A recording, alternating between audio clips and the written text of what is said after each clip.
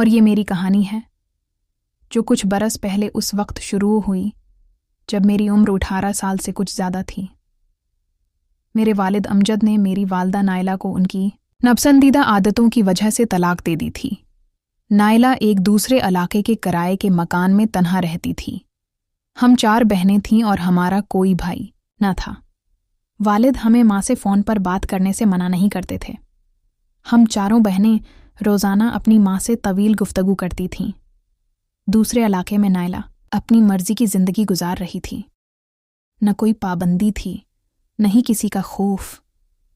جب میں فون پر ماں سے بات کرتی تو وہ بار بار کہتی کہ تم سب بہنیں میرے پاس آ جاؤ، میں تمہارے سہارے اپنی زندگی گزار لوں گی، میں یہاں بہت تنہا ہوں۔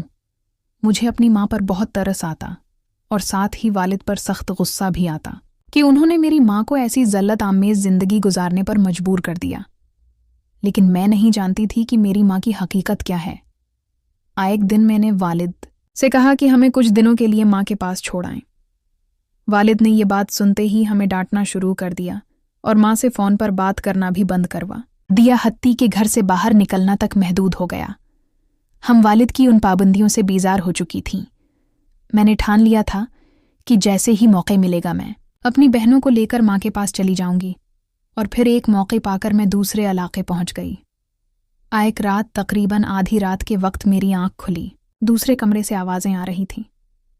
میں نے کھڑکی سے جھانک کر دیکھا تو میرے پاؤں تلے سے زمین نکل گئی۔ کمرے میں میری ماں کے ساتھ 2 اجنبی مرد تھے۔ ماں کبھی ایک کے پاس جاتی، کبھی دوسرے کے پاس۔ ان دونوں نے اپنا کام کرنے کے بعد ماں کو کچھ نوٹ دیے۔ میں کافی دیر تک یہ منظر دیکھتی رہی۔ جب وہ تینوں کپڑے پہننے لگے تو میں اپنی چارپائی پر آ کر لیٹ گئی۔ صبح میں نے ماں سے اس رات کا ذکر تک نہ کیا۔ 2 دن گزر گئے۔ میں نے ماں سے پوچھا کہ اس رات وہ کون لوگ تھے۔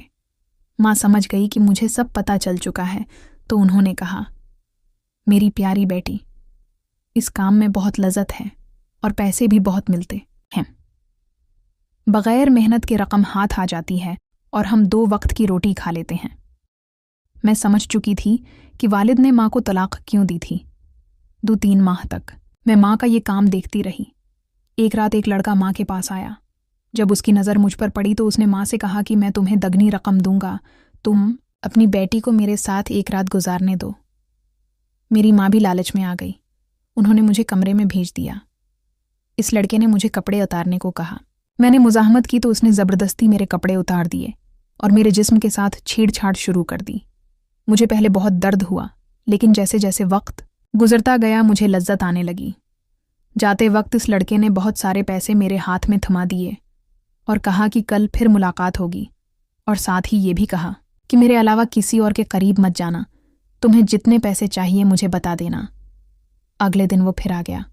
اب میں اپنی کنوارپن کھو چکی تھی۔ میں نے کوئی مزاحمت نہیں کی اور اس کے ساتھ کمرے میں چلی گئی۔ اسی طرح 2 ماہ تک وہ ہفتے میں 2-3 بار مجھ سے ملنے آتا تھا اور ہر بار جاتے وقت وہی الفاظ دہراتا کہ کسی اور کے قریب مت جانا۔ تقریباً 2 ہفتے گزر گئے۔ وہ لڑکا مجھ سے ملنے نہیں آیا۔ اب مجھ سے صبر نہیں ہو رہا تھا۔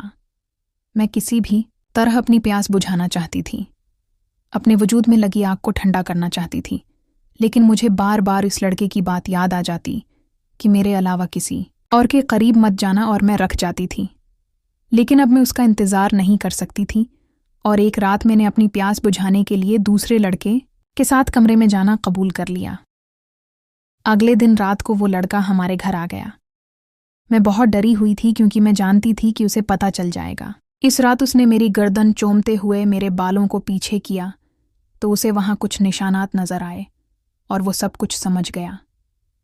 جب اس نے مجھ سے پوچھا تو میں نے انکار کر دیا اور یوں جھگڑا چل نکلا۔ اس نے غصے میں دروازے پر مکہ مارا اور چلا گیا۔ وقت گزرتا گیا اور میں نئے لوگوں سے ملتی رہی۔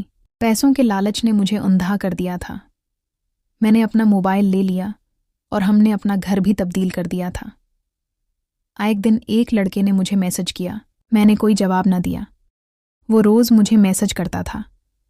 ایک دن میں نے تنگ آ کر پوچھا کہ تمہیں کیا چاہیے، تو جواب ملا، دوستی۔ اس لڑکے، جس کا نام عادل تھا، के साथ रोज़ बात करने लगी। वो पहला लड़का था जिसके लिए मेरा दिल धड़का। मैं उसे अपने घर आने को कहती तो वो इनकार कर देता और कहता कि पहले तुम आओ मुझसे मिलने। मैं उस कदर अंधी हो चुकी थी कि मैंने कहा ठीक है। कुछ दिनों बाद मैं उसे मिलने के लिए तैयार हो गई। जब जाने लगी तो मोबाइल पर मैसेज की घंटी बजी। मैंने वो मैसेज पढ़ा तो मेरे पांव तले से ज़मीन निकल गई। इस मैसेज में लिखा था कि खुदा का वास्ता है, आप आदिल से मत मिलें। वो आपसे मोहब्बत नहीं करता, बल्कि इस लड़के से बदला लेना चाहता है, क्योंकि वो उसका दोस्त है। वो आपको यहाँ बुलाकर बहुत से लड़कों की खुराक बनाना चाहता है। मेरी भी बहनें हैं और मेरे लिए आप भी मेरी बहनों जैसी हैं और भाई बहनों की इज्जत के मुहाफिज होते हैं। मैंने जब मैसेज पढ़ा तो मेरी आंखों में आंसू आ गए। इस मैसेज को पढ़कर न जाने मेरे दिल को क्या हो गया था। मैं मुसलसल रो रही थी और अल्लाह से अपने गुनाहों की माफ़ी मांग रही थी। मैंने अपने गुनाहों से तौबा कर ली। मैं बहुत पछता रही थी कि मैंने अपने बाप का घर क्यों छोड़ा था। इस बाप का घर जिसने हमारी इज्जत की खातिर कुछ भी क्या। मैंने वालिद को फ़ोन किया और माफ़ी मांगी और कहा कि वो हमें यहाँ से ले जाएं। मैंने अपनी माँ को कुछ नहीं बताया, वरना वो हमें कभी गांव वापस न जाने देती। अगले दिन मेरे वालिद आए और हम चारों बहनों को लेकर गांव वापस चले गए। कुछ महीनों बाद मेरी शादी हो गई। मैं जब भी नमाज पढ़ती हूँ, मेरे दिल से सबसे पहले इस लड़की के लिए दुआ निकलती है जिसने मुझे मैसेज किया था। मैंने अपनी दुआओं में हमेशा इस लड़के जैसा बेटा मांगा था और अल्लाह ने मुझे बेटे की नामत से नवाजा है। आज मैं अपने शोहर और बेटे के साथ एक खुशहाल जिंदगी गुजार रही हूँ। अगर आपको हमारी ये कहानी पसंद आई हो तो उसे लाइक करें।